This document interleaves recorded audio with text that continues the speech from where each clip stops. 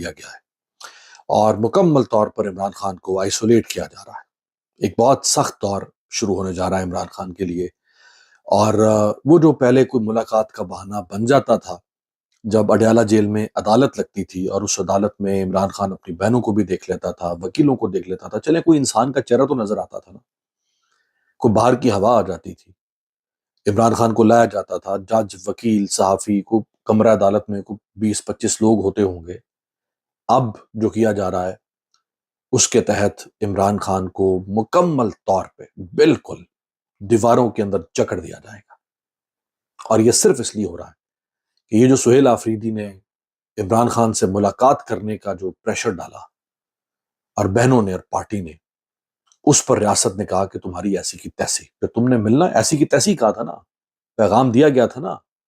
جو منیب فاروق صاحب ہمارے صحافی دوست نے پیغام دیا ایسی کی تیسی، انہوں نے کہا کہ یہی الفاظ میں نے سنے، ایسی کی تیسی، یہی الفاظ مجھے بتائے گئے۔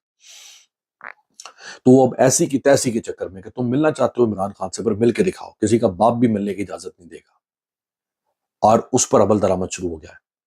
پہلے انہوں نے یہ کیا کہ جو توشہ خانہ کیس کی سماعت ہوتی تھی عدالت میں اڈیالہ جیل کے اندر، وہ آخری سماعت ہوئی تھی 16 اکتوبر کو۔ جج نے اچانک 2 دن پہلے کہا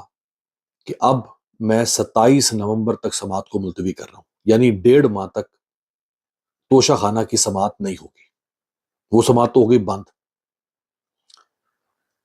1.5 ماہ کوئی ملاقات نہیں، کیونکہ ملاقات کا بہانہ تو سماعت بنتی ہے، سماعت ہوگی نہیں تو ملاقات بھی نہیں ہوگی۔ جو باقی عدالتوں کے فیصلے ہیں ہائی کورٹس کے کہ ملاقات کرنے دو، وہ فیصلے تو ریاست نے پھاڑ کے ججوں کے منہ پہ مار دیے ہیں۔ اب آ گیا ایک اور کیس، وہ ہے عمران خان کے 9 مئی کے 11 کیسز جن کا ٹرائل شروع ہو چکا ہے۔ 9 مئی کے 11 کیسز، ان کے لیے عدالت لگنی تھی جیل میں، جیسے توشہ خانہ کے لیے عدالت جیل میں لگتی ہے، 9 مئی کے کیسز کا ٹرائل بھی ہونا تھا جیل میں۔ اب اگر جیل میں ٹرائل ہو تو پھر وہی مسئلہ بن جائے گا کہ وہاں وکیل بھی آئیں گے، بہنیں بھی آئیں گی، صحافی بھی آئیں گے، عمران خان کی ملاقات ہوگی، اور عمران خان بولے گا۔ جب وہ بولے گا، اس کا بولنا تو ان کے لیے سور پھونکنا بن گیا ہے۔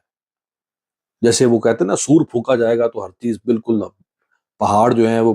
بادل بن کے اڑ جائیں گے، اور سب کچھ تباہ و برباد ہو جائے گا، اور قیامت آ جائے گی۔ یہ تو یوں لگ رہا ہے جیسے وہ بولتا ہے تو جیسے کوئی سور پھونکا جا رہا ہے۔ بھائی وہ انسان ہے، لیڈر ہے، بات کر رہا ہے، بات تو کرے گا نا، وہ بات تو کرے گا جو اس کے ساتھ کر رہے ہیں۔